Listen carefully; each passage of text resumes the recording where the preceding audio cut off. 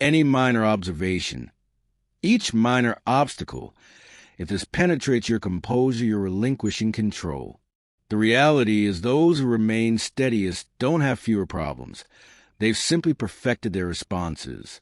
Picture navigating existence unshaken. No excessive rumination, no uncontrolled reactions. Just complete control. Here I'll show you the method to condition your thinking to remain imperturbable. Mastering the nothing bothers me mindset is crucial.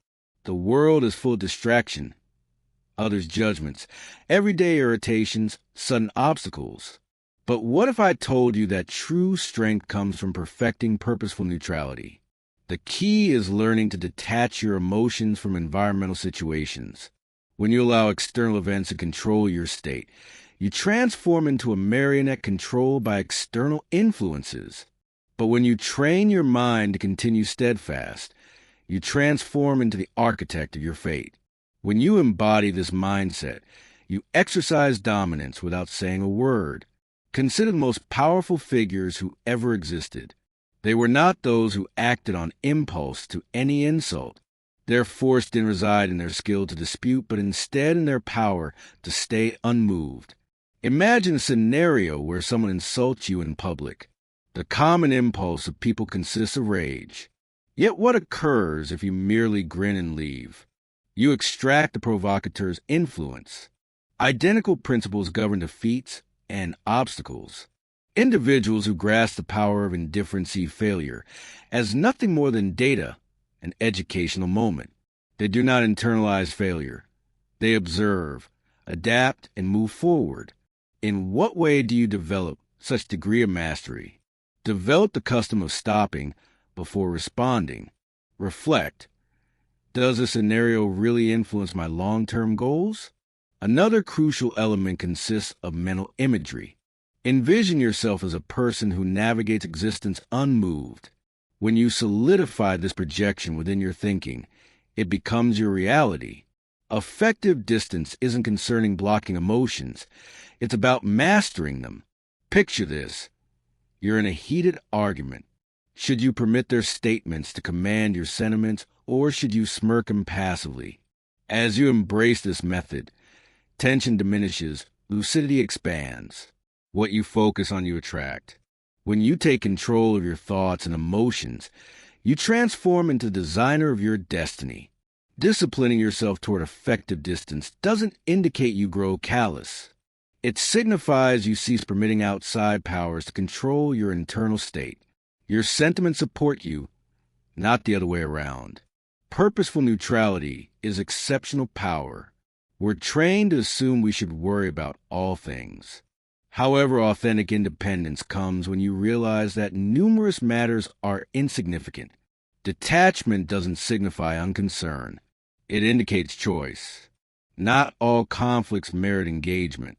When you quit engaging to every minor inconvenience, you recover mastery.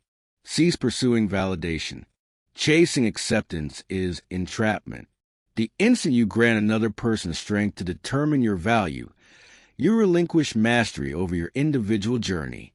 Genuine certainty isn't granted. It's forged through individual autonomy. The most charismatic people don't plead for validation. They embrace their essence, imperfections included. Freedom comes when you abandon the requirement to be approved by everybody. No matter what you do, someone will perpetually opine. So why squander your power trying to please everyone? If you desire to liberate yourself from the approval trap, start by asking yourself, whose judgment genuinely counts? Another crucial step involves developing self-approval. When you commence perceiving your inherent significance, outside validation turns insignificant. The second you quit chasing acceptance is the moment you start living freely. Criticism is inevitable, yet how you manage it defines your strength. Condemnation only maintains as much force as you give it. When you react emotionally, you allow it to dominate you. The strongest individuals don't allow judgment to disturb them. They analyze it with precise consciousness. Take what's useful and reject the remainder. Process judgment via reason, not feeling. Two kinds of condemnation occur: constructive and destructive. Constructive criticism is valuable. Damaging condemnation, by contrast, is designed to break you down. Not every opinion merits your focus. When you answer condemnation with calm indifference, you manifest all that your confidence is unshakable. The most powerful individuals don't dread judgment. They utilize it intelligently, or they ignore it completely. Tension uncovers persons. Some fracture, but the strong remain unshaken, since they condition their thinking before the hurricane emerges. The key lies in to detach from a need for control. Not everything will go following intention, but you do not react emotionally. You answer with planning. Most people crack under pressure, since they fight actuality. Your thinking is your war zone. The contemplations you accept will determine whether you win or lose. To train an unshakable mind, you need to forge thought patterns. Thankfulness to resist cynicism, rigor to supersede idleness.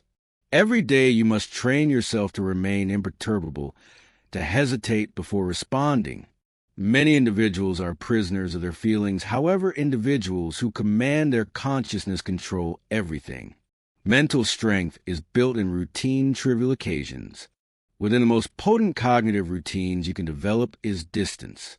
Detachment does not mean indifference. It indicates command. One more essential factor is discipline.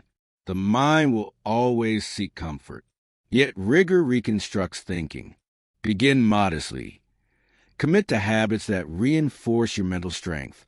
Authentic force functions silently. It doesn't pursue recognition. It simply acts and lets the results speak. The most vocal individuals present are commonly the most vulnerable. If you want to be respected, quit proclaiming your objectives. Success is not built through words. It is built through action. The more you talk, the more you attract inspection. As you operate quietly, no one sees you coming. The most powerful people don't squander power demonstrating worth.